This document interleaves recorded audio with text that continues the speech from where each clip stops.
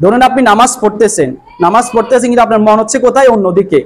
এখান দিয়ে আপনার নামাজ চলতেছে, মন হচ্ছে কি? অন্য দিকে। এই অন্যদিকে যে মন মানসিকতা, ওটা যদি আপনার দীর্ঘ সুবহানা রাব্বিয়াল আলা 3 বার বলার সময় পরিমাণ বেশি হয়ে যায় মনোযোগ, তাহলে আপনি সাহু সিজদা দিতে হবে। আমি আপনাদেরকে কিছু গুরুত্বপূর্ণ মাসআলা বলবো নামাজ সম্পর্কে, সবাই মনোযোগ সহকারে শুনবেন। একেবারে প্রস্রাব থেকে নামাজ পর্যন্ত কি কি আমাদের করণীয়, বা আমরা কি কি ভুল করে থাকি, বা আমরা এই ভুলগুলো কিভাবে শুধরাবো, সকলে একটু মনোযোগ সহকারে শুনবেন। আমরা যখন প্রস্রাব করতে যাই তখন আমরা কি করি? প্রস্রাব করা অবস্থায় অনেকের সাথে কথা বলি না অনেকে? এটা বলা নিষেধ। রাসূল করিম সাল্লাল্লাহু আলাইহি সাল্লাম বলেছে, তোমরা প্রস্রাব করা অবস্থায় কারোর সাথে কথা বলবে না, কারোর সাথে কথা বলবে না। দ্বিতীয়ত হচ্ছে, আমরা খেয়াল করে প্রস্রাবখানার ঢোকার সময় আমরা কোন পা দিয়ে ঢুকবো? বাম পা দিয়ে ঢুকবো। কোন পা দিয়ে ঢুকবো? বাম পা দিয়ে ঢুকবো, এবং বের হওয়ার সময় ডান পা দিয়ে বের হব। দ্বিতীয় হচ্ছে, আমরা যখন ওযু করতে আসব, ওযু করার সময় কারোর সাথে কথা বলা যাবে না। আমরা ওযু করি, কেউ থাকলে তার সাথেও কথা বলি, এরকম করি না? আমরা প্রায় মানুষ এরকম করি না, এটা নিষিদ্ধ। ওযু করার সময় কথা বলা যাবে না। রাসূল করিম সাল্লাল্লাহু আলাইহি সাল্লাম বলেছে, ওযু করার সময় 4 জন ফেরেশতা থাকে। কয়জন ফেরেশতা? 4 জন ফেরেশতা থাকে। যখন আপনি ওযু করার সময় একটা কথা বলবেন, একজন ফেরেশতা চলে যাবে। দুইটা কথা বলবেন, দুজন ফেরেশতা চলে যাবে। এবার যখন আপনি 4টা কথা বলবেন, 4 জন ফেরেশতা চলে যাবে। তো যখন ফেরেশতা আপনার সঙ্গে থাকবে না, তখন আপনি ওযু করবেন, ঠিক আছে, ওযু থাকবে, কিন্তু ওযুর যে ফজিলত রয়েছে, সওয়াব রয়েছে, আর ওগুলো থাকবে না। এখানে রাসূল করিম সাল্লাল্লাহু আলাইহি সাল্লাম বলেছে, ওযু করার সময় কথা বলা যাবে না। এরপর হচ্ছে, আমরা যখন ওযু করে যখন মসজিদে ঢুকবো, অবশ্যই আমরা কোন পা দিয়ে ঢুকবো? ডান পা দিয়ে ঢুকবো। কোন পা দিয়ে ঢুকবো? ডান পা দিয়ে অবশ্যই দোয়াটা পড়বেন। এরপর যখন আমরা মসজিদে ঢুকবো, আমরা অনেকেই যখন জামাত চলার সময় আমরা দেখি ইমাম সাহেব রুকুতে চলে গেছে, এমন টাইমে আমরা সকলে রুকুতে যাই। আপনি খেয়াল করবেন, আপনি যখন জামাতে এসে যখন রুকুতে ধরেছেন, আপনি যখন সুবহানা রাব্বিয়াল আযীম একবার পড়তে পেরেছেন, ইমাম সাহেব আল্লাহু সামি আল্লাহু লিমান হামিদা বলার আগেই আপনি একবার বলতে পেরেছেন, তাহলে আপনি ওই রাকাতটা পেয়েছেন। আর যদি আপনি সুবহানা রাব্বিয়াল আযীম আপনি পড়তে পারেন না, অর্ধেক পড়ার পরে আপনি ইমাম সাহেব সামি আল্লাহু লিমান হামিদা বলে ফেলেছে, তাহলে আপনি আর ওই রাকাতটা পান নাই। আপনি যখন সম্পূর্ণ একবার পড়তে পারবেন, তাহলে আপনি ওই রাকাতটা পেয়েছেন, অন্যথায় আপনি আর ওই রাকাত পান নাই। কিন্তু আমরা অনেকে এই ভুলটা করে ফেলি। আমরা রুকুতে চলে গেছি, ইমাম সাহেব আমরা একবারও পড়তে পারি নাই, ইমাম সাহেব সামি আল্লাহু লিমান হামিদা বলে ফেলেছে, কিন্তু আমরা ওই রাকাতটা সম্পূর্ণ করি, পুনরায় আর ওই রাকাতটা পড়ি না। এই ভুলটা আর করা যাবে না। দ্বিতীয়ত হচ্ছে, যদি কোনো ওয়াজিব বাদ পড়ে যায়, এর জন্য যদি আপনি সাহু সিজদা দিতে ভুলে যান, তাহলে পুনরায় আপনাকে নামাজটা আদায় করতে হবে। যদি আপনি ওয়াজিব তরক হয়েছে নামাজের মধ্যে, কিন্তু আপনি সাহু সিজদা দেন নাই, তাহলে নামাজটা আপনাকে পুনরায় আদায় করতে হবে। এরপর হচ্ছে, যদি আপনি ইচ্ছাকৃতভাবে ওয়াজিব তরক করেন, তাহলে নামাজে যে গুনাহ হয়েছে সেটাও, আপনি ইচ্ছাকৃতভাবে যে গুনাহ করেছেন সেটাও গুনাহ হবে, এমনকি পুনরায় আপনাকে নামাজটা আবার আদায় করতে হবে।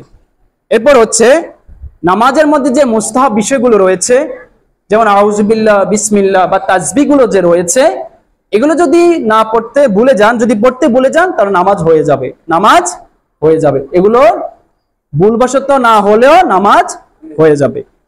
এরপর হচ্ছে, যদি এক নামাজে কয়েকটা ওয়াজিব ছুটে যায়, ওই সবটুকুর জন্য একবারই সাহু সিজদা দিলে হয়ে যাবে। আমরা তো একবার ওয়াজিব তরক হলে আমরা সাহু সিজদা দিই, কিন্তু এক নামাজে যখন 1টা 2টা 3বার যখন আমাদের ওয়াজিব ছুটে গেছে, তখন সবটুকুর জন্য একবারই সাহু সিজদা কি একবারে দিলেই চলবে। এরপরে যদি প্রথম বৈঠকে তাশাহুদ পড়ার পর তৃতীয় রাকাতের জন্য যদি দাঁড়িয়ে যান, আপনি যখন 4 রাকাত নামাজ পড়তেছেন, এমন টাইমে যদি আপনি তাশাহুদ পড়ে, অথবা তাশাহুদ পড়লেন না, তাশাহুদ পড়লেন না, আপনি দাঁড়িয়ে গিয়েছেন, দ্বিতীয় রাকাত পড়ে আপনি বসেন নাই, দাঁড়িয়ে গিয়েছেন, ওই দাঁড়ানোটা যদি আপনার বসার কাছাকাছি হয়, খেয়াল করবেন, ওই দাঁড়ানোটা যদি আপনার বসার কাছাকাছি হয় তাহলে আপনি বসে যাবেন। তাহলে আপনি কি করবেন? বসে যাবেন। আর যদি ওই দাঁড়ানোটা যদি আপনার দাঁড়ানোর কাছাকাছি হয় তাহলে আপনি দাঁড়িয়ে যাবেন, আর বসবেন না। শেষে আপনি কি করবেন? সাহস সিজদা দিয়ে নামাজটা সম্পূর্ণ করবেন। এরপর আরেকটা হচ্ছে, ধরুন আপনি তাশাহুদ 4 রাকাতের নামাজে তাশাহুদ পড়েছেন, দ্বিতীয় রাকাত পড়ে আপনি বসে তাশাহুদ পড়েছেন, তাশাহুদ পড়ে এখন আপনার দাঁড়ানোর সময় হয়েছে, কিন্তু আপনি তাশাহুদ পড়ে না দাঁড়িয়ে আপনি কি করেন? আল্লাহুম্মা সাল্লি আলা মুহাম্মাদিন, মানে দুরূদ শরীফের কিছু অংশ বলে ফেলেছেন। যদি মুহাম্মাদিন শব্দটা পর্যন্ত বলে ফেলেন তাহলে আপনি সাহস সিজদা দিতে হবে, সাহস সিজদা দিতে হবে। আর যদি পরে শুধু আল্লাহুম্মা সাল্লি এই বাক্যটা বলার পরে আপনি মনে উঠেছে যে আপনি এখন দাঁড়াতে হবে, তাহলে আপনি এখন দাঁড়িয়ে যাবেন, আর সাহস সিজদা দিতে হবে না। যখনই আপনি আল্লাহুম্মা সাল্লি আলা মুহাম্মাদিন বলে ফেলেছেন তখনই তো এটা দুরূদ শরীফ হয়ে গিয়েছে, এই কারণে আপনাকে সাহস সিজদা দিতে হবে।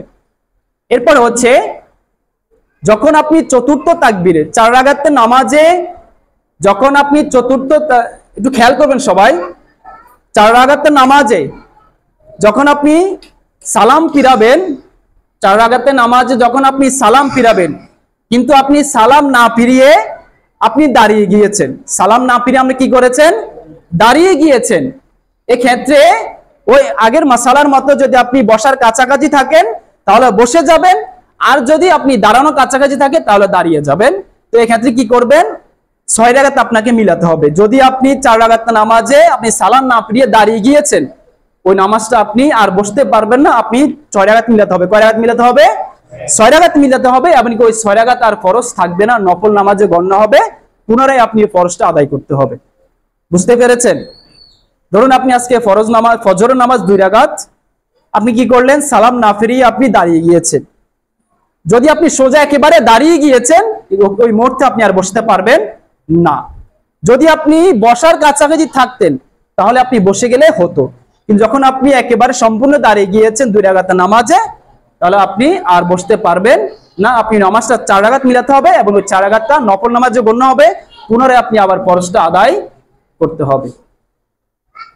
এই যে বিভিন্ন মাসালা। এরপরে আমরা অনেকে কি করি? নামাজের সময় এদিক সেদিক চোখ বেড়া করি, এদিক সেদিক আমরা তাকাই, সামনে দিকে গিয়েছে, ডাইনে কে আছে, বামে কে আছে, আমরা এগুলো তাকাই না, এগুলো তাকা যাবে না, এগুলো তাকালে নামাজ ভঙ্গ হয়ে যাবে। আমরা বেশিরভাগ মানুষ আমাদের হয়তো নামাজের মন থাকে না, আপনি তেলাওয়াত করতেছেন কিন্তু আপনার মন হচ্ছে অন্যদিকে, আপনার মন হচ্ছে কি? অন্যদিকে। এই অন্যদিকে যদি আপনি সুবহানা রাব্বিয়াল আলা 3 বার বলার যে সময়টা হয়, এই সময় পরিমাণ যদি আপনি অমগ্ন থাকেন তাহলে আপনি সাহস সিজদা দিতে হবে। ধরুন আপনি নামাজ পড়তেছেন কিন্তু আপনার মন হচ্ছে কোথায়? অন্যদিকে। এখান থেকে আপনার নামাজ চলতেছে, মন হচ্ছে কি? অন্য দিকে। এই অন্যদিকে যে মন মানসিকতা, ওটা যদি আপনার দীর্ঘ সুবহানা রাব্বিয়াল আলা 3 বার বলার সময় পরিমাণ বেশি হয়ে যায়, মনোযোগ, তাহলে আপনি সাহস সিজদা দিতে হবে। বুঝতে পেরেছেন? আমরা সকলে নামাজে মন থাকে না, মন থাকে অন্যদিকে। ওই অন্যদিকে থাকা যদি 3 বার সুবহানা রাব্বিয়াল আলা সময় থাকে, এটার সময় অনুযায়ী বেশি হয়ে যায়, তাহলে আপনি সাহস সিজদা দিতে হবে। মনে থাকবে তো ইনশাআল্লাহ? এবং নামাজের যে মাসালাগুলো আছে সকলেই শুধরানোর চেষ্টা করবেন। আপনি যেটা জানেন না সেটা অন্য থেকে জানার চেষ্টা করবেন।